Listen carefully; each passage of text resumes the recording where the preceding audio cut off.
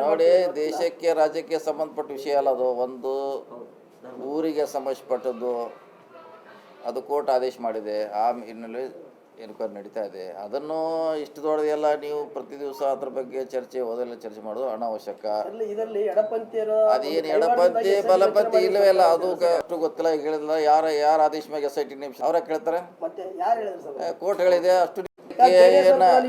ನೋಡಿ, ದೇಶಕ್ಕೆ ರಾಜ್ಯಕ್ಕೆ ಸಂಬಂಧಪಟ್ಟ ವಿಷಯ ಅಲ್ಲ ಅದು. ಒಂದು ಊರಿಗೆ ಸಂಬಂಧಪಟ್ಟದ್ದು, ಅದು ಕೋರ್ಟ್ ಆದೇಶ ಮಾಡಿದೆ. ಆ ಹಿನ್ನೆಲೆ ಎನ್ಕ್ವೈರಿ ನಡೀತಾ ಇದೆ. ಅದನ್ನು ಇಷ್ಟು ದೊಡ್ಡದೆಲ್ಲ ನೀವು ಪ್ರತಿ ದಿವಸ ಅದ್ರ ಬಗ್ಗೆ ಓದೆಲ್ಲ ಚರ್ಚೆ ಮಾಡೋದು ಅನಾವಶ್ಯಕ.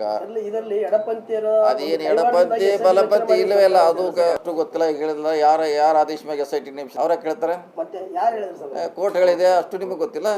ಕೋರ್ಟ್ ಬೇರೆ ಅಂದ್ರೆ ಕೋರ್ಟ್ ಆದೇಶ ಮೇಲೆ SIT ರಚನೆ ಆಯಿತು. ರಚನೆ ಆದ್ಮೇಲೆ ಇದೆಲ್ಲ 15 ದಿವಸದಿಂದ ಎನ್ಕ್ವೈರಿ ಮಾಡ್ತಾ ಇದ್ದಾರೆ. ಇದಕ್ಕೂ ಕಾಂಗ್ರೆಸ್ಸು ಎಡಪಂಥಿ ಬಲಪಂಥಿ ಸಂಬಂಧ ಇಲ್ಲ. ಕೋರ್ಟ್ ಆದೇಶ ಮಾಡ್ದಿಲ್ಲ ಅಂದರೆ ಅದು ಎನ್ಕ್ವೈರಿ ಯಾರು ಮಾಡ್ತೀರ? ಯಾರು ಮಾಡ್ತಿಲ್ಲ. ಅದಕ್ಕಾಗಿ ಅದೇನು ಮಾಡ್ತಾರೆ ಅಂದರೆ ಕೋರ್ಟ್ದು ಮುಚ್ಚಿಡ್ತಾರೆ.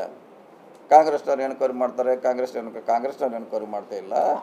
ಅಲ್ಲಿ ಯಾರೋ ಒಬ್ರು ಕೋರ್ಟ್ಗೆ ಹೋಗಿ ಅರ್ಜಿ ಹಾಕಿದ್ರು, ಹಿಂಗೆ ಆಗಿದೆ ಘಟನೆ ಅಂತ.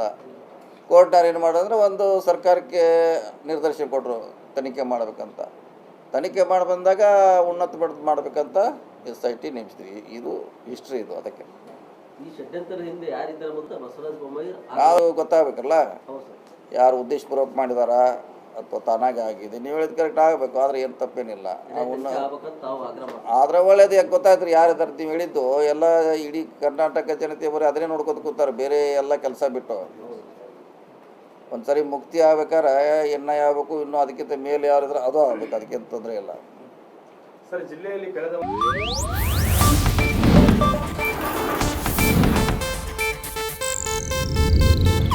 ಇದು ಏಷ್ಯಾನೆಟ್ ನ್ಯೂಸ್ ನೆಟ್ವರ್ಕ್ ಪ್ರಸ್ತುತಿ.